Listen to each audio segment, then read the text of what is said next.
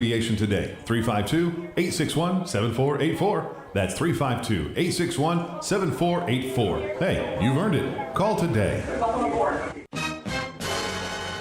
On this episode of What Not to Do, brought to you by Mike's got plumbing. If water runs through it, we do it. Holy, what have you done in my kitchen? Oh, honey, how is it? I never know when she's coming home. What are all these pipes laying around? Why is my dishwasher in the living room, and why is the carpet all wet? Well, remember that fancy new kitchen remodel you've always wanted? Oh, I do, and this is not it. But I thought I might save some money by doing it myself. You thought wrong. I promise this is going to cost you way more. You should have called in the professionals at Mike's Got Plumbing, because I'm pretty sure when I flush the toilet, water is not supposed to come out of the sink. Noticed that, did you? The next thing I'm going to notice is you calling Mike's Got Plumbing like you should have done in the first place. Yes, dear. 866-314-4443. Yes, 866-314-4443. That played out so differently in my head. on next week's episode of What Not to Do. No, not monkeys. Now you've done it. Have you lost your mind? He's back. And you're listening again. A legend in his own mind. Don't believe me? Just ask him. Here's Tom Schmitz live on WOCA. The Source. Welcome back to Ocala Talks. As we wrap up hour number 2, we're going to go talk to somebody who can shed some light on a serious situation. Studies have shown that people have continued to delay doctor visits throughout the pandemic. This is especially concerning for the more than 35 million people in the U.S. who have diabetes, my sister being one of them. Why we shouldn't delay care and how technology can meet some of the current health challenges? Well, that's what Dr. Thomas Grace, the director of the Blanchard Valley Diabetes Center, is here to talk about. Good morning, Dr. Grace. Try it again. Good morning, Dr. Grace. Good morning. There you go. Hey, Dr. Grace, how's the pandemic impacted you and your patients with diabetes? Well, Tom, good to be here this morning. Yeah, the pandemic has really affected all of us in one way or another, and it's really disrupted things that we've done. In my patients, I've seen that a lot of them have delayed their medical care. I was just reading a study that 1/3 of people older than 65 have delayed getting care for things that they should have been getting regular care for during the pandemic. You know, people wanted to stay home. They're very concerned about getting sick from this. But with diabetes, I mean, people shouldn't delay their care, especially those with diabetes, should they? Absolutely. Any of the chronic illnesses that we really want to pay close attention to, especially diabetes, we don't want to be delaying care. You know, a lot of the things that happened during the pandemic, staying inside, maybe staying inside with foods and eating them that we shouldn't have been eating, has really affected diabetes across the nation. And what we're seeing is maybe some of the control hasn't been as good as we would have expected. Can you tell us more about what continuous glucose monitoring is? Yeah. So a continuous glucose monitor is something that will watch your blood sugars for you closely and in real time, meaning it would be a patch that you would wear, and it would send it to a device like a cell phone or a reader provided by Dexcom. And what that does is, in your hand, you can have real access to your blood sugars 24/7, 365. That's in lieu of checking your blood sugars by the traditional finger poke. As a diabetic myself, growing up for the past 35 years, I was asked to stick my finger, and for the past several years, I've been using a continuous glucose monitor to see my blood sugars consistently throughout the day. And I'll tell you, in my personal life, in the life of my patients, there's been nothing better to happen to us to have access to this technology, which lets us see our blood sugars consistently and reliably throughout the day. Who can benefit from this technology? If you want to be able to see your blood sugars because you have diabetes, you can benefit from it. There isn't anyone that doesn't deserve to be able to see their sugars. What we're seeing is the more that you have access to your glucose readings, the more knowledgeable you're getting about your disease. You're able to make better choices in your food choices because you can see what happens when you eat food X, Y, or Z, and those raise your sugar, or you eat foods X or A, B, and C, and those keep your blood sugars down. You're able to see what happens when you go for a walk. You can see that your blood sugars run better when you're getting regular physical activity. So the basics of this is you're getting knowledge about diabetes. And the more knowledge you have about your personal diabetes, the easier it is for you to treat this. Is this technology? Go ahead.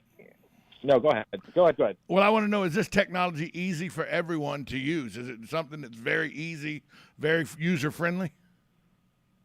Yes, we have 2-year-olds and 95-year-olds all using this technology. And so it's not, when I hear the word technology, sometimes that makes my patients nervous and they're nervous to start this, but it's really like riding a bike.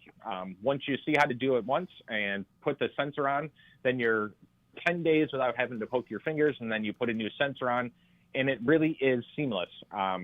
In addition to easy to wear, easy to use, the system provides you with alarms or alerts. So a lot of patients with diabetes are using insulin. If you're using insulin, you're worried about going low.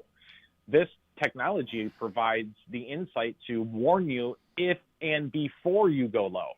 So that's pretty amazing. And peace of mind that, hey, I'm able to see my sugar, and it's going to alert me if I'm going to go low. But back to your original question, anyone can use this, yes. I tell you what, Doctor, last night I was watching Chicago Med, the television show Chicago Med, and one of the actors who portrays she portrays the director of the hospital. She actually used her cell phone with the app and the apparatus on the back of her arm to check her glucose sugar last night. They had a storyline about her sugar being high and everything, and it wasn't a pinprick she used. She used the constant continuous glucose monitoring on the back of her arm with her cell phone. So it's even gotten to mainstream TV shows now and everything, this new technology. But my question is this technology covered by your insurance or Medicare? Absolutely. So we know that 99.9% of commercial insurances are covering this, and Medicare covers this, Medicaid covers this. What's happened is we've started to see the studies come out that people are doing so much better when they have access to their blood sugars that the insurance companies, they don't want patients to have complications. They don't want to have to pay for the complications from diabetes, so they're more willing to pay for the continuous glucose monitors. And what we've seen over the past few years is this has gotten so much better coverage than it used to in the past. And so that's why we're seeing it more mainstream. You know, you walk around on the beach in Florida, 25% of patients older than 65 have diabetes. In the future, you'll see 25% wear technology because it's easier and easier to get. We're talking with Dr. Thomas Grace, the director of Blanchard Valley Diabetes Center.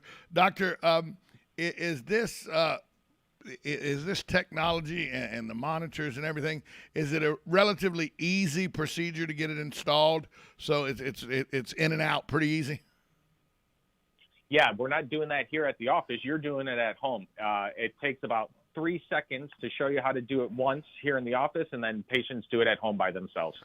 I haven't had a patient yet that said I haven't had a patient yet that said this is too complicated, I can't use it. Let's put it that way. Wow, that's pretty easy. You give them a little tutorial and then do it at home within 3 or 4 seconds, and then you're back up and running. And you don't have to do it once every 10 days instead of having to. My sister has diabetes, and one of her biggest complaints is she's got to prick her finger 2 or 3 times a day. And she's actually up. She's going, next time she goes to her doctor, she's going to discuss this actual process with her doctor to see if she can is a good candidate for it. Are some people better candidates for it than others with diabetes, or is everybody with diabetes a good candidate for this technology?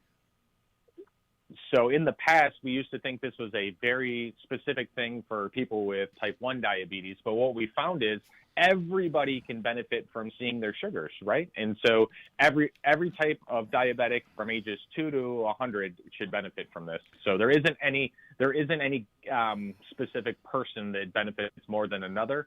Anyone with any type of diabetes can use this. Dr. Grace, here's the last question for you. People are listening to this today, and they say, well, that's very good information. Now I need to go find out more information. Where can they go to find out more extensive information about continuous glucose monitoring? Yeah, so ask your doctor about it. It does require a prescription this time at this time, and so ask your doctor about it. If they're too eager and they want to know right now, they can go to Dexcom's website, which is www.dexcom.com, and they can find out more information there. Dr. Thomas Grace, thanks so much for joining us and shedding some light on a very important subject, diabetes. Thank you so much for being here today. Yeah, thanks for having me today. We'll be back after this timeout. You're listening to Ocala Talks. Coming up next, we're going to talk to somebody that is associated with Culver's. I've heard about Culver's. They're coming to Florida. We'll find out more about Culver's next, right here on Ocala Talks, 1370 AM, 96.3 FM, WOCA, The Source.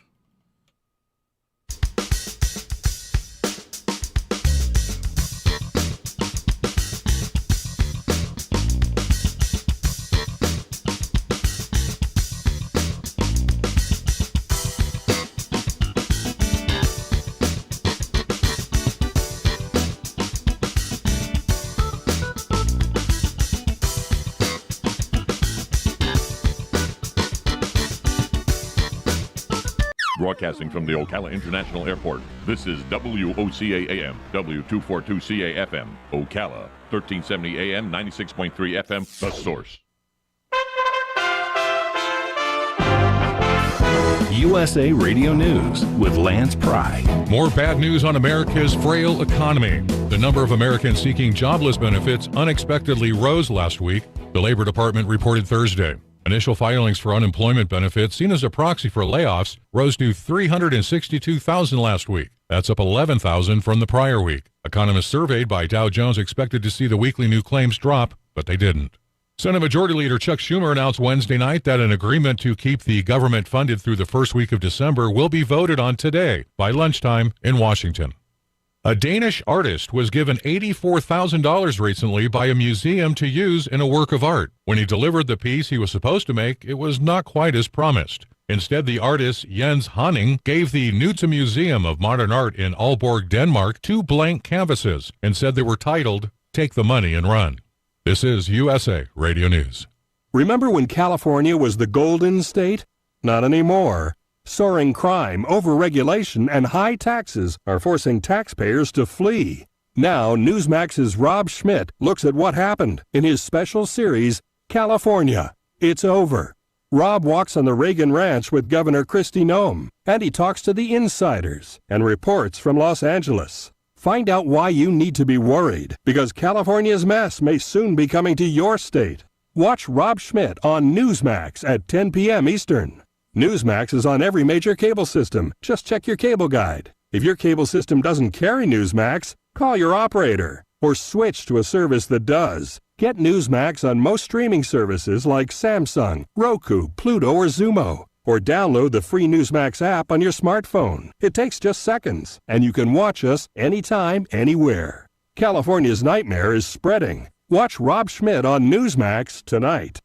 What is a pollinator garden and why you should start your own? That's coming up on This Land of Ours. Cooler weather is on the horizon, providing a valuable opportunity to deworm your cattle with Safeguard. When temperatures begin to drop,